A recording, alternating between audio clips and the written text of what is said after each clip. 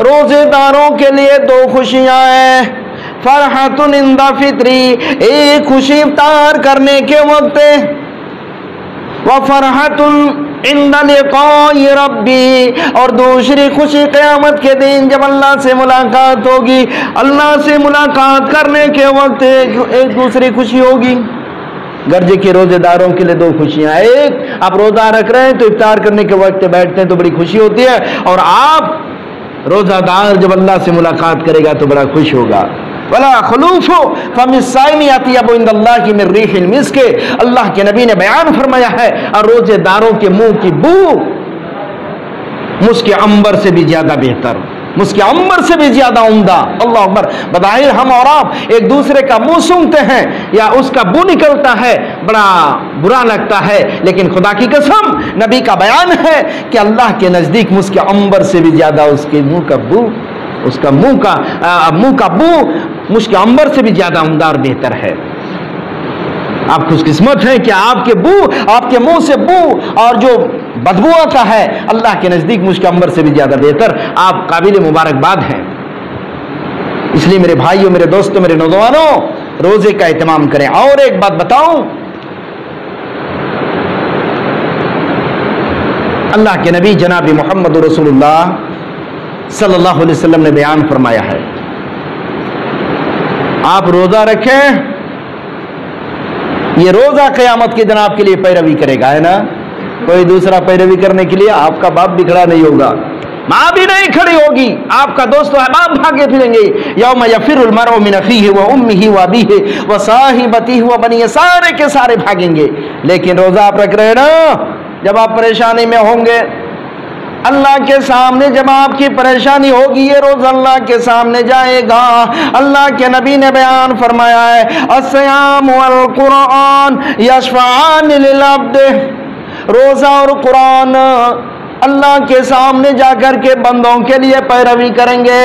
یقول الصیام اے ربی انی منعت الطعام والشہوہ، اے اللہ روزہ کہے گا، اے اللہ یقول الصیام اے رب، اے میرے پروردگار، میں نے اپنے تیرے بندے کو کھانے پینے سے اور خواہشات نفسانی سے روک کر کے رکھا تھا، اے اللہ آج اسی لیے میری پیروی قبول فرما۔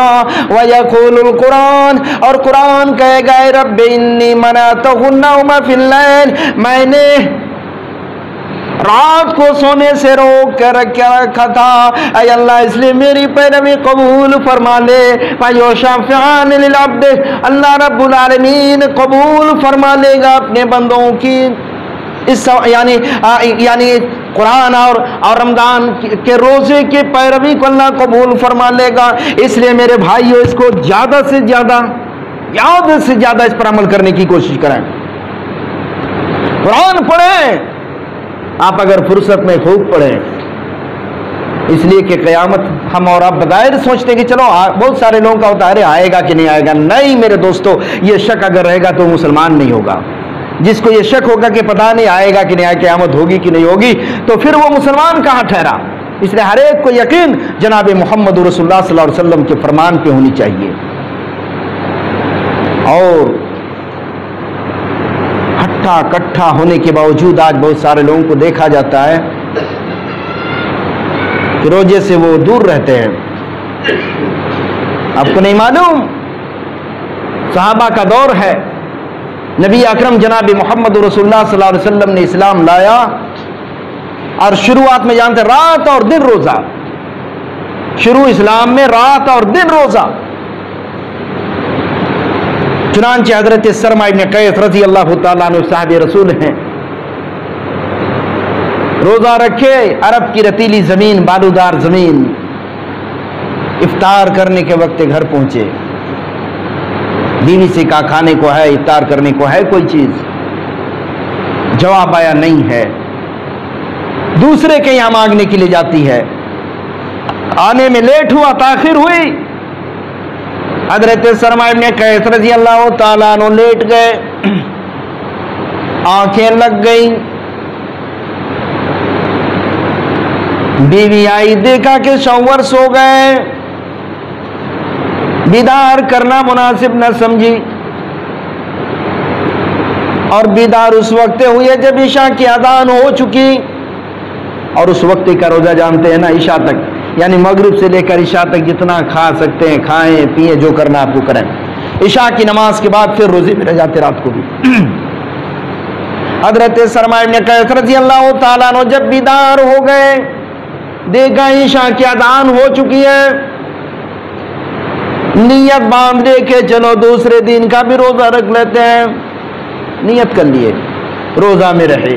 پھر صبح چونکہ غریب تھے، پھر صبح نکلے کام کرنے کے لیے، ٹھیک دوپہر کا وقت ہے، بے ہوش ہو گئے، دن بھر کا تھکا ماندہ، رات کو کچھ کھائے نہیں، بے ہوش ہو گئے۔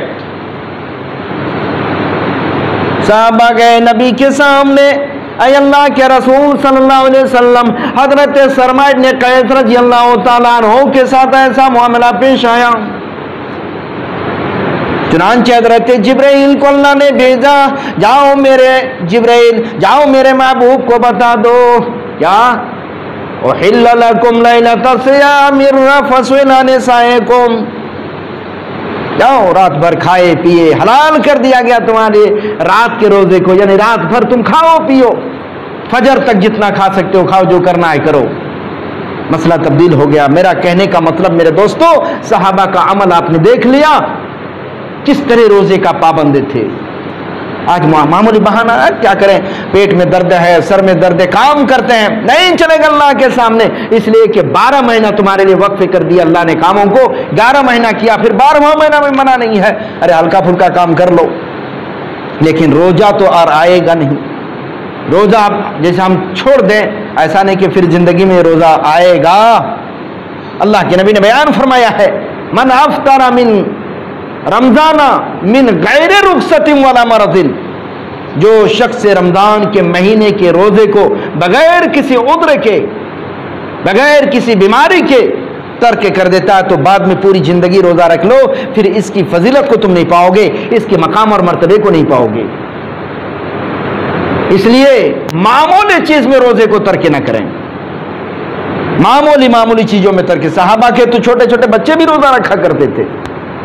حضرت عمر فاروق رضی اللہ تعالیٰ عنہ کا دور ہے، دیکھا ایک شرابی شراب پی کر کے مدہوش ہے، حضرت عمر فاروق رضی اللہ تعالیٰ عنہ نے درہ مارا، چابک مارا، اور کہا کہ کم وقت تیرا ستیاناش ہو، ہمارے چھوٹے چھوٹے بچے روزے میں ہیں اور تم شراب پیتے ہو۔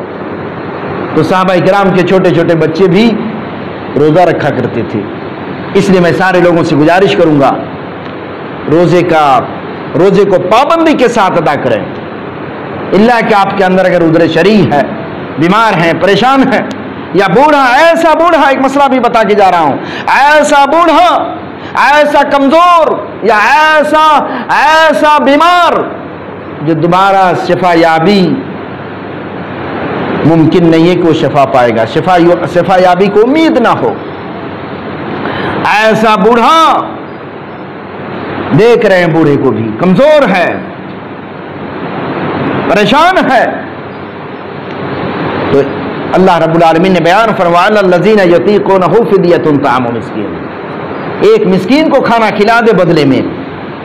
بات سمجھ میں آئی کہ نہیں آئی؟ ایسا بیمار آدمی جس کو شفا ہونے کی امید نہیں ہے، ایسا کمزور نحیف کے روزہ رکھے گا جان کا خطرہ ہے، ایسا بوڑھا آدمی بھی فدیے کے طور پر دوسرے کو کھلا دے اور وہ روزہ رکھوا لے، لیکن بالکل تندرست ہے، ہٹھا کٹا ہے اور چھوڑ دے تو اللہ کے یہاں اس کا مواخذہ ہوگا، وہ گنہگار ہوگا۔ اس لیے میرے بھائیوں، میرے ساتھیوں، میرے نوجوانوں، میں سارے لوگوں سے گزارش کروں گا کہ روزے کا اہتمام کریں، روزے کا خوب اہتمام کریں۔ یہ بابرکت مہینہ ہے، یہ وہ مہینہ ہے جس مہینے میں آپ کے گناہوں کو اللہ معاف کر دیتا ہے۔ بودن لمن ادرک رمضان فلم یغفر، اللہ کے نبی نے بیان فرمایا ہے وہ شخص بڑا بدنصیب ہے، وہ شخص بڑا بدنصیب ہے جس نے رمضان کے مہینے کے روزے کو پایا اور اس نے بخشش نہ کروائی اللہ سے۔ رمضان کا روزہ رکھ کر کے اللہ رب العالمین سے اپنی خطاؤں کو معاف کروا دو، یہ اللہ کے نبی جناب محمد رسول اللہ صلی اللہ علیہ وسلم کا فرمان ہے۔ मैं उम्मीद करता हूँ इंशाअल्लाह आज के इस खुतबे आपके जहनों में, आप लोगों के दिलों में रस बच चुका होगा। आप लोग जरूर समझ लिए होंगे कि रोज़े का क्या मकाम है, नहीं रखेंगे तो हमें क्या सज़ा मिलेगी, और रोज़ा रखेंगे तो हमें कितना बड़ा रुतबा अल्लाह के सामने मिलेगा। इंशाअल्लाह आप शरबत रैयान के मुस्तहिक बन जाएंगे, अल्लाह रब्बुल आलमीन के अज़्र अज़ीम के मुस्तहिक बन जाएंगे। इसलिए बहरहाल आखिर में आप लोगों से गुजारिश करूँगा, मेरे भाइयों, रोज़े की कदर करें। अल्लाह के नबी जनाब मोहम्मद रसूलुल्लाह सल्लल्लाहु अलैहि वसल्लम के फरमान के मुताबिक अमल करने की कोशिश करें। अल्लाह रब्बुल आलमीन से दुआ करता हूँ बारे अल्लाह हम तमाम लोगों को रोज़ा रखने की तौफीक अता